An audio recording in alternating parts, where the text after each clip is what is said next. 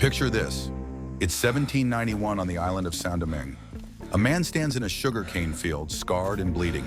He's 32 but looks 50. He's a slave with maybe 5 years left to live. But he doesn't know that in a few months he'll be holding a torch, watching his master's mansion burn.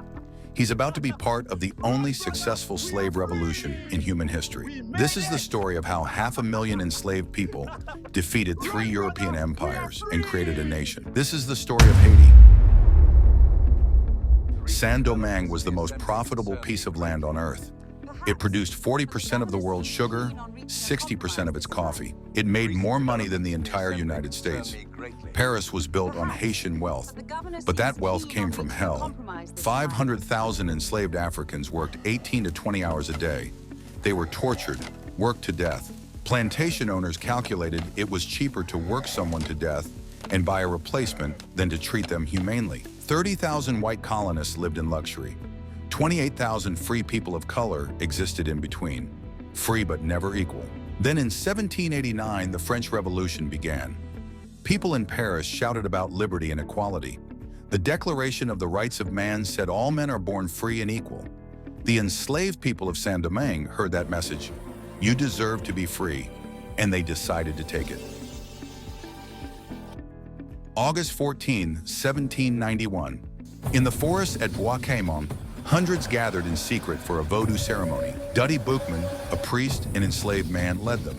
They sacrificed a black pig, drank its blood, and swore an oath: freedom or death. Boukman's voice rose above thunder. The God of the white man calls us to slavery, but our God calls us to vengeance. 8 days later, the island exploded. Enslaved people rose up simultaneously across the north. Within 2 weeks, over 1,000 plantations burned. 2,000 colonists died. 10,000 slaves were in rebellion. The French captured Boukman and displayed his head on a pike. They thought that would end it. They were catastrophically wrong. For every leader who fell, 3 more emerged. The most brilliant of all was named Toussaint Louverture. Toussaint was nearly 50, a former coachman who taught himself to read. He'd studied military strategy obsessively, especially Julius Caesar's campaigns. When he joined the rebellion, people immediately noticed his brilliance. He transformed rebels into a disciplined army, but his real genius was political. Saint-Domingue descended into chaos.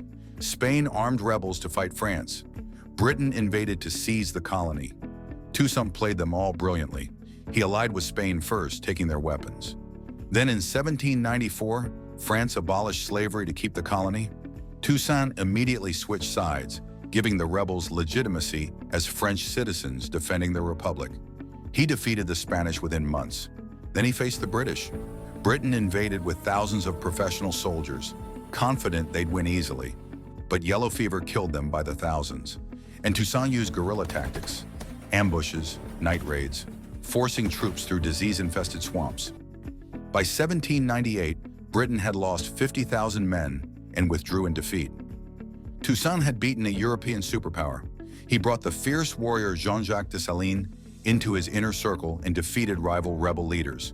By 1801, he controlled the entire island. He drafted a constitution making himself governor for life and abolishing slavery forever. He sent it to Napoleon Bonaparte. Napoleon was enraged. He wanted Saint-Domingue profitable, which meant slavery. So he sent 40,000 troops under his brother-in-law, General Leclerc, with secret orders. Promise peace, then destroy Toussaint. The massive French fleet arrived in February 1802. Leclerc promised negotiations and peace. Many of Toussaint's officers, believing the promises, defected. In May 1802, Toussaint agreed to retire peacefully. It was a trap. French soldiers arrested him at night, chained him, and shipped him to a freezing prison in the French mountains. In April 1803, Toussaint died alone in that cell. But before he died, he wrote, "In overthrowing me, you have cut down only the trunk of the tree of liberty. It will spring up again from the roots." He was right, because in July 1802, Napoleon revealed his true plan, restoring slavery.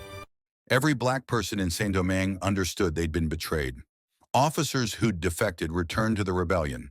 The entire black and mixed race population united with one purpose: independence or death. Jean-Jacques Dessalines took command. Unlike the diplomatic Toussaint, Dessalines believed in total war. We will fight until the last Frenchman is dead or driven out.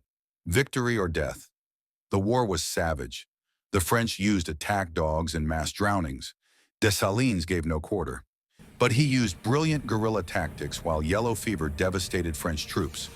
100 dying daily from disease alone. Napoleon, preparing for European wars, decided Saint-Domingue wasn't worth it anymore.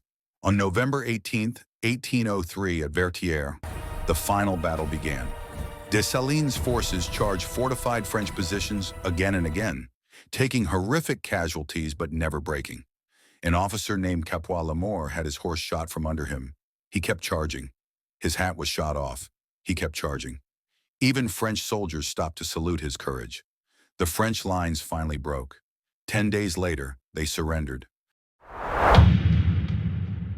On January 1st, 1804, Dessalines stood before thousands in Gonarves and declared independence. He took the French flag, tore out the white stripe, and sewed blue and red together. This is the flag of Haiti. Haiti, the indigenous name meaning land of mountains. Not a French colony anymore. A free nation. 500,000 enslaved people had defeated Spain, Britain, and France, the most powerful empires on earth. And they created the first free black republic in history. From the Bois Caïman ceremony in 1791 to victory at Betrayal in 1803, they fought for 13 years. Toussaint Louverture outsmarted Napoleon himself. Dessalines never surrendered.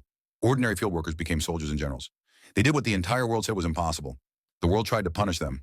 France demanded crushing debt payments that Haiti paid for over a century. America refused recognition for 60 years. They were isolated and embargoed. But Haiti survived because they proved something the world didn't want to admit. They were not property, not inferior. They were human beings who won their freedom through courage and brilliance. The tree of liberty Toussaint spoke of grew from deep roots, and those roots remain.